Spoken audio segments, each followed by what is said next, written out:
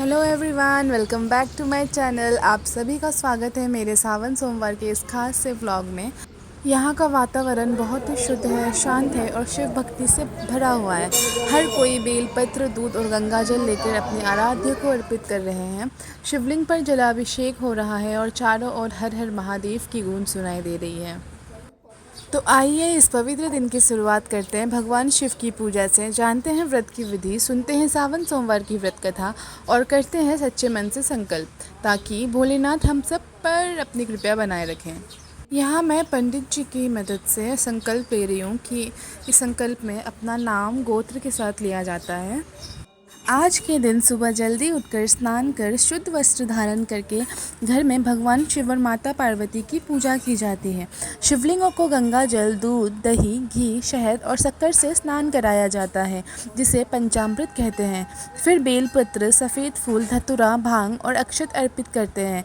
दीप जलाकर ओम नमः शिवाय का जाप करते हैं। दिन भर व्रत रखा जाता है। फलाहार या एक समय सात्विक भोजन कर सकते हैं और शाम को फिर पूजा कर शिव जी की व्रत कथा सुनी जाती है। अब मैं आपको वो पावन कथा सुनाती हूँ। बहुत पुरानी बात है, एक नगर में एक व्यापारी रहता था। वो बहुत ही धनवान था, धर्म में श्रद्धा रखता था, शिव भक्त था, लेकिन उसे संतान नहीं थी। वर्षों तक उसने भगवान शिव की भक्ति की, दान पुण्य किया, मंदिरों में पूजा कराई, लेकिन संतान नहीं हुई। एक दिन वो बहुत ही दुखी होकर शिव मंदिर गया और भोलेनाथ के सामने रोते हुए कहा, हे भोलेनाथ, आपने सबको सब कुछ दिया है, पर मुझे पिता बनने का सुख नहीं दिया। यदि आप मुझे संतान देंगे तो मैं पूरी श्रद्धा से सावन के सोमवार का व्रत करूँगा। भगवान शिव अपने भक्त की पीड़ा से प्रसन्न हुए और वरदान दिया, हे भक्त, तेरे घर पुत्र रत्न की प्राप्ति होगी, लेकिन याद रखना, ये संतान तेरी सच्ची भक्ति और व्रत पर निर्भर है। कुछ समय बाद व्यापारी के घर एक सुंदर पुत्र का जन्म हुआ। समय बीता, बच्चा बड़ा होने लगा, लेकिन व्यापारी अपने व्रत को भूल गया। उसने सावन की सोमवार का व्रत नहीं किया। भगवान शिव ने अपना वचन निभाया, लेकिन व्यापारी की तरफ से संकल्प भंग हुआ। एक दिन व्यापारी का पुत्र अपने ससुराल जा रहा था। रास्ते में राजा की बारात गुजर रही थी। अचानक कुछ चोरों ने राजा की शाही वस्तुएं चुरा ली और राजा के सिपाहियों को व्यापारी का पुत्र पर शक हो गया। बिना किसी कारण उसे बंदी बना लिया गया और जेल में डाल दिया गया। जब वो निराश हो गया और किसी से मदद नहीं मिली तो उसने भोलेनाथ को याद किया, हे भोलेनाथ, यदि मेरे माता पिता ने कभी सच्चे मन से आपका व्रत किया हो तो मुझे इस संकट से बचा लीजिए। उसकी सच्ची पुकार सुनकर भगवान शिव प्रकट हुए, राजा को स्वप्न में दर्शन दिए और सच्चाई बताई। सुबह होते ही राजा ने उसे सम्मानपूर्वक रिहा किया, क्षमा मांगी और बहुत धन देकर विदा किया। जब पुत्र घर लौटा तो उसने अपने माता पिता को सब कुछ बताया। उन्हें अपने भूल का एहसास हुआ। फिर व्यापारी और उसका परिवार हर साल सावन के सोमवार का व्रत करने लगे और पूरी श्रद्धा और नियम से।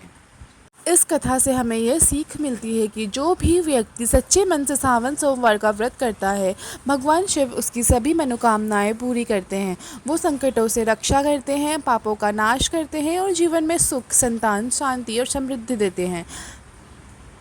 इसीलिए सावन के इस शुभ अवसर पर हमें शिव नाम का जाप करना चाहिए, जलाभिषेक करना चाहिए और सच्चे मन से व्रत रखना चाहिए। आज के इस पावन दिन पर यही प्रार्थना है, भोलेनाथ हमारे जीवन से अंधकार दूर करें और हमें अपना ज्ञान, प्रेम और आशीर्वाद से भर दें। हर हर महादेव, जय शिव शंकर। अगर आपने भी आज का व्रत रखा है, ये कहानी सुनी है, तो नीचे कमेंट में ज़रूर बताएं आपकी क्या अनुभूति रही। और अगर आप मेरी तरह भोलेनाथ के सच्चे भक्त हैं तो इस वीडियो को शेयर करें, शिव भक्ति को फैलाएं। मिलते हैं अगले सोमवार एक नई कथा, एक नई आस्था के साथ। तब तक शिव जी आपके जीवन में उजाला बनाए रखें। और मैं ये कहना चाहूँगी, शिव की भक्ति में जो शांति है वो दुनिया की किसी दौलत में नहीं। अगर मन से पुकारो तो भोलेनाथ दूर है ही नहीं, वो आपके अंदर ही है। इस सावन में आइए हम सब मिलकर भक्ति की इस यात्रा को आगे बढ़ाएंगे। आज का दिन बहुत ही सुंदर और शांतिपूर्ण बीता मेरा। मैं और मेरी बहन मिलकर मंदिर गए थे, भोलेनाथ के दर्शन किए, जैसे कि आपने देखा, जलाभिषेक किया और मन को एक अलौकिक शांति महसूस हुई। सच में सावन का यह सोमवार हमेशा हमारे दिल में बस जाने वाला है। तब तक के लिए बाय बाय, टेक केयर।